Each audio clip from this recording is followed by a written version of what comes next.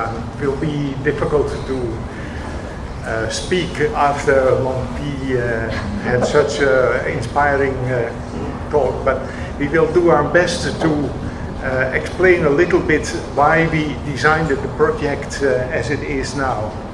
คงไม่ง่ายนะคะถ้าใครมาเป็นคนที่พูดต่อจากหลวงพี่นะคะหลวงพี่ได้ทำให้เราเห็นนะคะหลายมิติมากแต่ว่าอย่างไรก็ตามสิ่งที่พยายามจะทำตอนนี้คือว่าโจทย์ในโครงการนี้มีอยู่เรื่องหนึ่งว่าทั้งหมดทั้งมวลทำไมเราเลือกออกแบบให้มาเป็น4 เสาหลักแล้วก็ความพยายามที่จะเข้าใจนะคะอันนี้คือสิ่งที่ท่านพยายามจะนำเสนอค่ะ And we do that under the title synthesis, bringing things together. แล้วคำว่าสังเคราะห์เนี่ยแท้จริงก็คือเอาทุกสิ่งทุกอย่างมาประมวลร่วมกันทั้งหมดนะคะ And for the synthesis, we would like to go back from where the project started. แล้วเพื่อจะสังเคราะห์นะคะเราอยากย้อนกลับไปดูวันแรกๆเมื่อโครงการนี้ได้เริ่มขึ้นว่าเกิดขึ้นภายใต้สภาพการเมืองนะคะ That was in January last year. We had a meeting in Chula with the speaker was the author of this book, Arthur Zayong. ก็ย้อนไปเมื่อมกราปี 2556 นะคะเราเปิดตัวหนังสือไล่คว้าแสงแล้วเราได้เชิญนะคะผู้เขียนอาร์เธอร์ซายองนะคะประธานมูลนิธิชีวิตและจิตนะคะมาเป็นผู้เปิดตัวหนังสือ And Arthur Zayong is also the president of the Mind and Life Institute. และเขาก็อย่างที่เมื่อกี้พูดไปแล้วนะคะเขาเป็นประธานมูลนิธิที่เรียกว่า Mind and Life นะคะคือสถาบันจิตและชีวิตค่ะ And it organizes the dialogues on science with His Holiness the Dalai Lama in Dharamshala, but also in other places of the world. แล้วสถาบันจิตและชีวิตนะคะเกิดขึ้นจากวงสนทนาวิสาสะนะคะระหว่างนักวิทยาศาสตร์ชั้นนำและผู้นำทางจิตวิญญาณคนสำคัญนะคะคือองค์ทาลายลามะที่จัดขึ้นที่ธรรมศาลานะคะในประเทศอินเดียและในที่อื่นๆด้วย And Arthur Zayong is a top scientist. He is a specialist on light, but he is also a teacher on spirituality. อาร์เธอร์ซายองแบ็กกราวด์นะคะภูมิหลังเป็นนักวิทยาศาสตร์และไม่ใช่นักวิทยาศาสตร์ธรรมดานะคะเป็นนักวิทยาศาสตร์ชั้นนำด้วยนะคะโดยเฉพาะวิทยาศาสตร์สาขาควอนตัมฟิสิกส์แล้วก็เป็นผู้ที่สนใจในเรื่องแสงนะคะแล้วก็ไม่แต่เท่านั้นยังสนใจในด้านศาสนธรรมด้วยนะคะเป็นผู้ที่ฝึกภาวนาด้วยค่ะ And in order to welcome him in Chula, this is in Chula in the Mahachula building. We invited the students of Pangyo Thai School to make music, both classical Thai music and classical Western music. การเปิดตัวในครั้งนี้เราไม่ใช่มีแต่การบรรยายของผู้เขียนนะคะอาร์เธอร์ซายองแต่เราได้จัดกิจกรรมนะเพื่อให้เห็นมิติของทางด้านความงามคือดนตรีนะคะซึ่งแสดงโดยนักเรียนโรงเรียนปัญโยไทยนะคะแสดงทั้งดนตรีแบบดนตรีไทยและก็ดนตรีสากลของตะวันตกด้วยค่ะ Because this music also created a very special atmosphere. แล้วบรรยากาศในวันนั้นนะคะเป็นบรรยากาศพิเศษค่ะไม่แน่ใจว่าใครอยู่ในที่นี้ได้ร่วมไหมคะจะเห็นว่าดนตรีได้เพิ่มมิติเข้าไปในเนื้อหาของเรื่องราวของหนังสือด้วยค่ะ And so we tried to make a video with the music, but it doesn't work. แต่วันนี้เทคโนโลยีของเราไม่เอื้ออำนวยให้เราได้ฟังเสียงดนตรีนะคะน่าเสียดายนะคะ But still, maybe you can see how dedicated the children make the music, especially the small girl in the middle who's the lead violinist of the orchestra. คิดว่าเดี๋ยวใน YouTube เราอาจจะได้ดูนะคะเพราะว่าดนตรีที่โดยเฉพาะเด็กผู้หญิงตัวเล็กๆข้างหน้านะคะเล่นอยู่เนี่ยมีพลังมากค่ะแล้วก็เป็นดนตรีที่ฝึกโดยเด็กนักเรียนนะคะที่อยู่ในระดับมัธยมค่ะ So everybody was very excited and the room was packed. People had to sit on the floor and it was hot and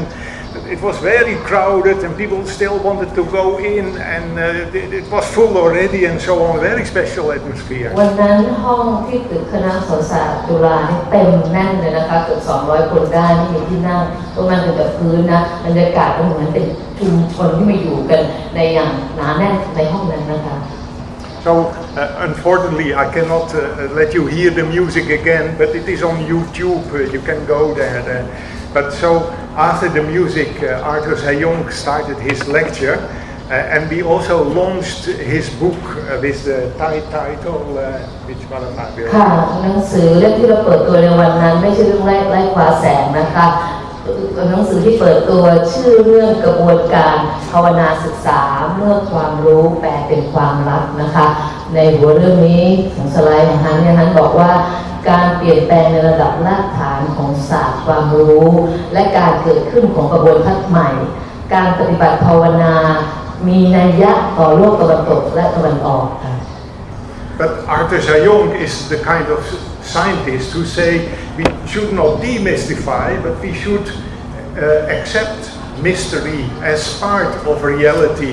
We should not try to exclude that, but accept mystery is part of life. It's the essence of life. ดังนั้นไซยองในฐานะเป็นนักวิทยาศาสตร์ก็บอกกับส่งสารนี้ให้กับผู้คนในโลกวิทยาศาสตร์ด้วยว่าจริงๆแล้วเราต้องยอมรับว่ามีสิ่งที่เราไม่รู้เรียกเป็นความลี้ลับแล้วก็ชีวิตก็เป็นอย่างนั้นด้วยค่ะชีวิตเองเราก็ไม่สามารถบอกว่าชีวิตคืออะไรนะคะเราต้องยอมรับในความลี้ลับในความไม่รู้อันนั้นด้วย And we think that science is as it is, and we have to accept all the rules and laws and so on of science. But, and that's also what Long P said, over time science has changed all the time, and science will also change in the future. So we can accept new paradigms in science. เพราะฉะนั้นเรามักจะทึกทักเอาว่าวิทยาศาสตร์ความรู้มันคือสิ่งที่เรากำหนดได้แล้วเป็นอย่างนี้เราไม่ยอมรับว่ามันยังมีสิ่งที่เราไม่รู้นะคะแต่หลวงพี่ได้พูดให้เห็นชัดเจนว่าในทุกยุคทุกสมัยเนี่ยการเปลี่ยนแปลงของความรู้เนี่ยจริงๆแล้วเนี่ยนะคะหรือศาสตร์ต่างๆเนี่ยมันถูกเปลี่ยนไปตามยุคสมัยหลวงพี่ได้พูดถึงกาลิเลโอนะคะซึ่งช่วงหนึ่งเราคิดว่าโลกนี้เป็นศูนย์กลางจักรวาลนะคะแต่การโลกมันบอกว่าไม่ใช่ค่ะที่ปัญหาตรงนี้ก็คือว่าเรามักจะเอากฎเกณฑ์ในทางวิทยาศาสตร์มากำหนดการรับรู้ของเรา So the new paradigm in science will be that we no longer exclude spirit because we cannot measure it, we cannot see it, we cannot feel it and so on, but that we will include it.เพราะฉะนั้นในกระบวนทัศน์ใหม่ที่เราจะพูดถึงต่อไปนี้เนี่ยคือการยอมรับว่ามีบางมิติที่โลกในความจริงไม่สามารถกำหนดได้ทั้งหมดและมิตินั้นคือมิติทางจิตวิญญาณซึ่งเราควรเอามาผนวกรวมกับมิติทางด้านการเข้าใจโลกธรรมชาติด้วย So to make it very simple for the synthesis, science can be symbolized with the square, the rational way of thinking. Everything can be measured and counted.เพราะฉะนั้นศาสตร์อาจจะดูง่ายๆจากการตัวแทนด้วยรูปสี่เหลี่ยมนะคะวิทยาศาสตร์หรือศาสตร์เนี่ยมักจะถูกกำหนดว่ามีขอบเขตในการกำหนดได้กฎเกณฑ์ได้ While spirit can be symbolized as a circle which embraces everything. ขณะที่จิตวิญญาณหรือโลกภายในเนี่ยมันถูกตัวแทนด้วยวงกลมซึ่งโอบล้อมนะคะ So in new science, spirit will be accepted that spirit is as real as matter. เพราะฉะนั้นในศาสตร์ใหม่ประการแรกคือการยอมรับว่ามิติทางจิตวิญญาณเนี่ยจริงแท้เช่นเดียวกับศาสนา So spirit is not something vague and has to do with spirits or what, but it is as real as matter is.เพราะฉะนั้นจิตวิญญาณจะไม่ถูกมองไปเหมือนเป็นอะไรที่เวกก็คืออะไรที่มันไร้สาระไม่มีแก่นสารจับต้องไม่ได้ใช่ไหมหรืออะไรที่พูดแล้วลอยๆอ่ะไม่น่าเชื่อถือ And that also that's in this book. So the mystery of light can only be understood if we accept spirit to be real. ในหนังสือไล่คว้าแสงเราจะยอมรับเรื่องแสงได้ถ้าเราเห็นว่ามันมีทั้งแสงข้างนอกและข้างในคือจะสว่างข้างนอกให้เราเห็นได้มันต้องมีแสงข้างในนะคะเพราะฉะนั้นจิตวิญญาณก็มีความมีนัยยะนั้นโลกภายในนี้ไม่มีความสำคัญเสมอเหมือนโลกภายนอกที่เราเห็นด้วยตาด้วยประสาทสัมผัส But then the question is, how can we know spirit? How can we see it? How if I say it's real,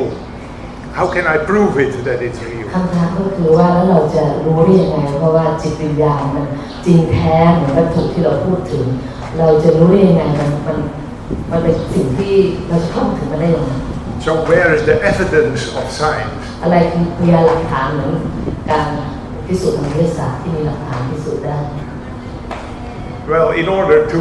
answer that question, we have to go to the new spirit. และอันต้องเข้าไปสำรวจแล้วโลกจิตวิญญาณคืออะไร And over time, we can see that spirit has been suppressed by dogmatic science, but not only by science, by dogmatic religion as well, and dogmatic economics, dogmatic ideologies in politics. All these dogmatic approaches to explaining what reality is have suppressed spirit. เราจะเห็นว่าในทุกยุคทุกสมัยนะคะจิตวิญญาณอะไรที่เป็นจิตวิญญาณใหม่จะเกิดขึ้นได้เนี่ยมันมักจะถูกบดบังบดทับด้วยศาสตร์หรือศาสนาอะไรก็แล้วแต่ที่อยู่ก่อนนะคะแล้วถือครองพื้นที่ในการให้คำอธิบายนะคะที่เป็นความเชื่อแบบเดิมๆเนี่ยไม่ว่าจะในวิทยาศาสตร์แบบเดิมๆศาสนาแบบเดิมๆเศรษฐศาสตร์แบบเดิมๆการเมืองแบบเดิมๆนะคะจะเป็นผู้อ้างตัวตนว่าเป็นผู้รู้ความจริงนั้น But over time, of course, there always have been people who recognize spirit, and that knowledge about spirit has been transmitted by tradition. และก็ในการที่จะนำไปสู่การเข้าใจในเรื่องจิตวิญญาณใหม่เนี่ยมันจะต้องมีขบวนการนะคะที่จะส่งต่อไปให้คนแต่ละรุ่น But the tradition is not enough, because in each period of time, the evidence of spirit has to be recreated. และด้วยจารีตอย่างเดียวไม่พอนะคะการส่งต่อสิ่งเหล่านี้มันจำเป็นที่จะต้องมีการคิดสร้างขึ้นใหม่ด้วยในแต่ละรุ่นนะคะในแต่ละรุ่นจะต้องสร้างจิตวิญญาณในรุ่นของตนขึ้นมานะคะ That's why we talk about new spirit. นั่นจึงเป็นประเด็นว่าทำไมเราต้องมาพูดถึงสิ่งเหล่านี้ในเรื่องของจิตวิญญาณใหม่ในรุ่นของเราละอะไรคือจิตวิญญาณใหม่มันอาจจะไม่ใช่จารีตแบบเมื่อรุ่นที่แล้ว Now, what is the sense, the sixth sense, or the instrument, or how we can know spirit? การมาที่ตรงที่ไอตัวภาษาที่จะทำให้เราเข้าถึงก็ไปเข้าใจเรื่องจิตวิญญาณเนี่ยมันจะมีอะไรเป็นเครื่องมือให้เราเข้าไปถึงตรงนั้นได้ And I assume, I dare to say, let's say that it is ourselves which is the instrument, the sense to know what spirit is, how it works. It's our inner selves which is the instrument to connect with spirit. เพราะฉะนั้นขอเสนอว่าเราใช้ตัวตนของเราเนี่ยแหละเป็นเครื่องมือที่จะเข้าไปสู่ในโลกภายในของเรา